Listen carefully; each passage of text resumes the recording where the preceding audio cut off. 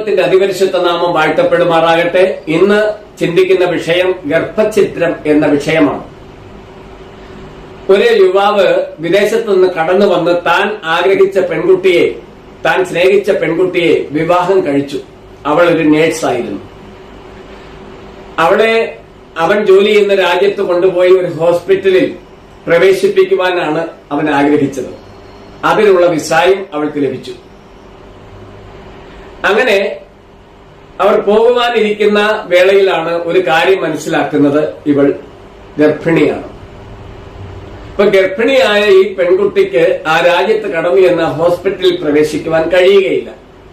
അതുകൊണ്ട് ഈ ചെറുപ്പക്കാരൻ തന്റെ ഭാര്യയോട് പറഞ്ഞു, നമുക്ക് ഈ കുഞ്ഞിനെ വേണ്ട. അവളും പറഞ്ഞു, നമുക്ക് ഈ കുഞ്ഞിനെ വേണ്ട. അങ്ങനെ ഇവരൊരു ഗൈനക്കോളജിസ്റ്റിനെ ചെന്ന് കണ്ട് ഇവരുടെ ആവശ്യം പറഞ്ഞ പ്രകാരം ഈ കുഞ്ഞിനെ ഗർഭത്തിൽ വെച്ച് തന്നെ കൊല്ലുവാനിടയായി. അങ്ങനെ ഗർഭചിത്രം കഴിഞ്ഞ് ഇവൾ തന്റെ ഭവനത്തിൽ വിശ്രമിക്കുന്ന വേളയിൽ ഒരു രാത്രിയിൽ അതിഭീകരമായ ഒരു സ്വപ്നം കണ്ട് അലറി വിളിച്ചു. ആ സ്വപ്നം ഇതായിരുന്നു: ഭീകരനായ ഒരു മനുഷ്യൻ, ഭീമാകാരനായ ഒരു മനുഷ്യൻ കടന്നു വന്ന് ഇവളിലേക്ക് പ്രവേശിക്കുന്ന ഒരു കാഴ്ച. ആ ഒരു സംഭവത്തിന് ശേഷം ഈ മകളുടെ ജീവിതം വല്ലാതെയായി തീർന്നു. അവൾ ഭയത്തിനടിമയായി മാറി. എവിടെയും ഒരു ഭീകര രൂപം തന്നെ പിന്തുടരുന്ന അവസ്ഥയെ അവൾക്ക് അനുഭവപ്പെട്ടു. ഇരുട്ട് അവൾക്ക് ഭയമായി മാറി. അനേക ഡോക്ടർമാർ അവളെ പരിശോധിച്ചു, അവൾക്ക് വേണ്ട ചികിത്സകൾ കൊടുത്തു, പല ഗുളികകൾ കൊടുത്തു. പക്ഷെ അവൾക്ക് ഉറക്കം ലഭിക്കുന്നില്ലായിരുന്നു. അവൾ ഭയത്തിന് അടിമ തന്നെ ആയിരുന്നു. ഈ മകളുടെ വിടുതലിന് വേണ്ടി ഇവർ പോകാത്ത ആരാധന സ്ഥലങ്ങളില്ല. സകല വിഗ്രഹങ്ങളുടെ മുമ്പിൽ പോയി അവർ വേണ്ട ക്രിയകളൊക്കെ ചെയ്തു. എന്നിട്ടും ഒരു ഫലവും കണ്ടില്ല. ഇതിനിടയിൽ പലപ്പോഴും അവൾ ഗർഭം ധരിച്ചു. ആ ഗർഭാവസ്ഥയിൽ വെച്ച് തന്നെ ആ കുഞ്ഞുങ്ങളെ ഒരാൾ കൊന്നുകളഞ്ഞുകൊണ്ടേയിരുന്നു. അപ്പൊ എന്തെന്നില്ലാത്ത ഭീതിയും ഭയവും ഈ മകളെ പിടിക്കുവാൻ ഇടയായി തീർന്നു. അങ്ങനെ ഇരിക്കവെയാണ് ഒരു യാത്രയിൽ ഒരു സുവിശേഷകനെ ഇവർ കണ്ടുമുട്ടുന്നത്. അപ്പോൾ ഈ സുവിശേഷകൻ ഇവർക്ക് വേണ്ടി പ്രാർത്ഥിക്കാമെന്ന് പറഞ്ഞു. അങ്ങനെ ഇവരോട് കാര്യങ്ങൾ തിരക്കുമ്പോഴാണ് ഇവർ പറഞ്ഞത്, ഇങ്ങനെ ഒരു അബോർഷൻ ഇവർ ചെയ്തതിന് ശേഷമാണ് ഈ കുട്ടിയുടെ ജീവിതത്തിൽ ഇങ്ങനെ ഒരു ഭയം ഗ്രസിക്കുവാൻ ഇടയായി തീർന്നത്. അപ്പോൾ ഈ സുവിശേഷകൻ ഇവരോട് സുവിശേഷം പറയുവാനിടയായി. യേശു പാപത്തെ വെറുത്ത് പാപികളെ സ്നേഹിക്കുന്നു. നിങ്ങളുടെ അറിവില്ലായ്മയുടെ കാലത്ത് ചെയ്ത ഈ പാപത്തെ യേശു കണക്കിടുകയില്ല. നിങ്ങൾ യേശുവിനോട് നിങ്ങളുടെ പാപങ്ങളെ ഏറ്റുപറഞ്ഞാൽ യേശു നിങ്ങളുടെ പാപങ്ങളെ ക്ഷമിച്ച് സകല അനീതിയും പോക്കി നിങ്ങളെ വിടുവിക്കുന്ന ദൈവമെന്ന് ഈ സുവിശേഷകൻ പറയുവാനിടയായി. അങ്ങനെ യേശുവിന്റെ മുമ്പിൽ ഇവർ മുട്ടുകുത്തി. ഇവർ അനുതാപത്തോടും കണ്ണീരോടും വിലാപത്തോടും കൂടി ഇവരുടെ പാപത്തെ, ആ തെറ്റുകളെ ഏറ്റുപറഞ്ഞ് ഉപേക്ഷിക്കുവാനിടയായി തീർന്നു. ദൈവം അവരോട് ക്ഷമിക്കുവാനിടയായി.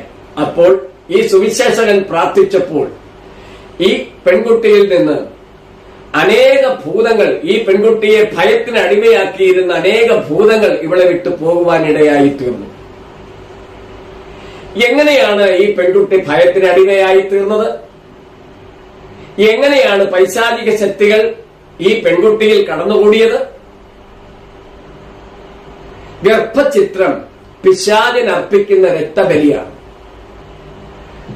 ഇവർ ഗർഭചിത്രം നടത്തിയപ്പോൾ പിശാചിന് ഇവരുടെ ജീവിതത്തിലേക്ക് കടന്നു വരാനുള്ള ഒരു വാതിൽ ഇവർ തുറന്നിട്ട് കൊടുക്കുകയായിരുന്നു. അതിലൂടെ പിശാച് ഈ പെൺകുട്ടിയിൽ പ്രവേശിച്ചു. അവന്റെ ഗണങ്ങൾ, ഭൂതങ്ങളും അവളിൽ പ്രവേശിച്ച് പ്രവർത്തിച്ചു. അങ്ങനെയാണ് ഈ പെൺകുട്ടിക്ക് സ്വസ്ഥത നഷ്ടപ്പെട്ടത്, സമാധാനമില്ലാതായത്, ഭയത്തിനടിമയായി തീർന്നത്. എന്നാൽ ആ പൈശാചിക ശക്തികളെ പുറത്താക്കിയ ശേഷം ഈ പെൺകുട്ടി സമാധാനത്തോടെ കിടന്നുറങ്ങി. അവൾ യേശുവിനെ രക്ഷിതാവായി സ്വീകരിച്ച ശേഷം അവൾക്ക് എന്തെന്നില്ലാത്ത സന്തോഷം അവൾ അനുഭവിക്കുവാൻ തുടങ്ങി. അവർ ഈ കർത്താവിനെ രക്ഷിതാവും നാവിനുമായി സ്വീകരിച്ച് വെള്ളത്തിൽ മുങ്ങി പിന്നീട് സ്നാനമേറ്റ് ദൈവത്തെ സത്യത്തിലും ആത്മാവിലും ആരാധിക്കുവാൻ തുടങ്ങി. ദൈവം അവർക്ക് പിന്നെ അനുഗ്രഹത്തിന്റെ വലിയ വഴികളെ തുറന്നു കൊടുത്തു.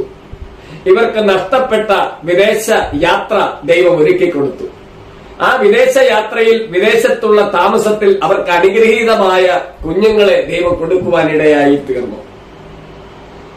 എന്നെ കേൾക്കുന്ന പ്രിയപ്പെട്ടവരെ, ഗർഭഛിദ്രം പിശാചിനർപ്പിക്കുന്ന രക്തബലിയാണ്. സാത്താന്യ വർഷിപ്പുകളിൽ കൂടുതലായി ഉപയോഗിക്കുന്ന രക്തം ഗർഭഛിദ്രത്തിലൂടെ പുറത്തു വരുന്ന രക്തമാണ് അവർ ഉപയോഗിക്കുന്നത്. അതുകൊണ്ട് ഒരു കാരണവശാലും നിങ്ങൾ ഗർഭഛിദ്രം ചെയ്യരുത്. ചെയ്താൽ പിശാച് നിങ്ങളുടെ ജീവിതത്തിലേക്ക് കടന്നു വന്ന് ആധിപത്യം, നിങ്ങളുടെ മേലുള്ള നിയന്ത്രണം അവൻ ഏറ്റെടുക്കും. നിങ്ങളുടെ സ്ഥിതി വല്ലാതെയായി പോകും. എന്നെ കേൾക്കുന്ന പ്രിയപ്പെട്ടവരെ, നിങ്ങളൊരു കാര്യം മനസ്സിലാക്കണം. ഈ കേട്ടതുപോലെയുള്ള ഏതെങ്കിലും പാപത്തിലൂടെ നിങ്ങൾ കടന്നുപോയിട്ടുണ്ടെങ്കിൽ നിങ്ങൾ ദൈവസന്നിധിയിൽ വന്ന് മുട്ടുമടക്കി പ്രാർത്ഥിച്ചാൽ നിശ്ചയമായും ഈ ദൈവം ക്ഷമിക്കും. ഈ ദൈവം ക്ഷമിക്കുന്ന ദൈവമാണ്. ഈ ദൈവം സ്നേഹമാണ്. പക്ഷേ ഒരു കാര്യം പറയും, ഇനിമേൽ പാപം ചെയ്യരുത്.